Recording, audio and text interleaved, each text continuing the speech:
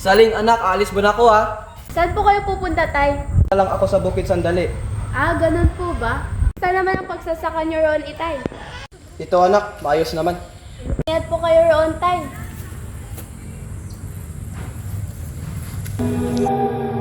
Huwag mong pansinin ang naninira sa'yo. Basta't alam mo lang tamang ginagawa mo. Huwag mong isipin, huwag mong dibdibin.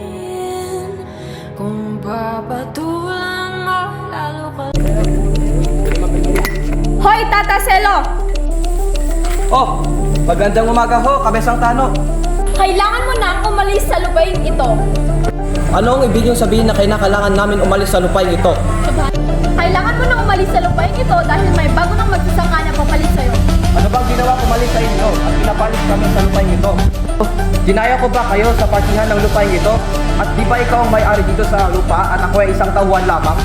Kaya ba maraming tao may galit sa akin dahil ayaw ko magbigay ng ani sa inyong sakahan? Wala akong pakialam sa mga pinagsasabi mo. Ang gusto ko, umalis kayo sa lupain ito. Paano nakamit ang aking anak? Wala kaming mapupuntahan at wala kaming matitirahan. Wala akong pakialam kung wala kayong matitirahan o mapupuntahan. Basta ang gusto ko, umalis kayo sa lupain ito. Wala kayong karapatan. Anong unang karapatan, ha? Hindi mo man natatandaan kung sino ang magmamayari ng saka na pinagsasakan mo? Ha? Aray! Ha? Aray! Ha? Ha? Ha? Hindi Tama ako na! titigil Tama hanggang na! hindi kayo umaalis sa lupain ito!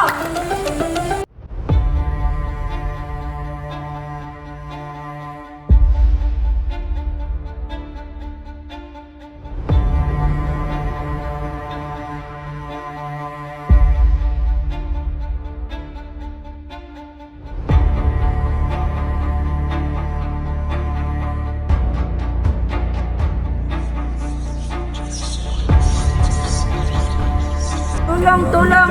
Si Kabesang Tanod, namatay! Akala nyo ba ang kapangyarihan ay nasa inyo?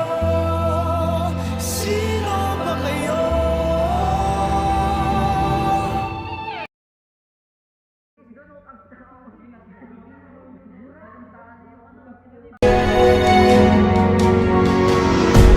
Bakit ka binawi ng aking sapa? Dinaya ko ba siya sa partihan ng lupa?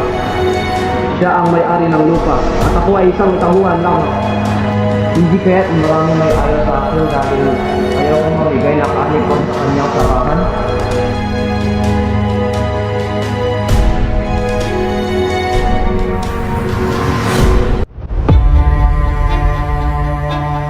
Binawi niya po sa amin ang aking sakahan. Saan kami pupunta kung wala kami saka? Hindi ka tira dyan para tagayin mo ang kabesa. Kung gusto ka ng palisin, mapapalis ka na anumang oras. Ako hindi nyo nauunawaan. Alam mo ba yung lupain na yun? Dating amin! Na isang lalamang noong nagkasakit ang aking asawa. Embargo lamang ang kabesa. Gusto ko lang mabawi ang lupain na iyon. Kaya nga hindi ako nagbibigay ng kahit isang piraso ng aking saka. Kung hindi ko mabawi ang lupa, magsasaka man lang po sana.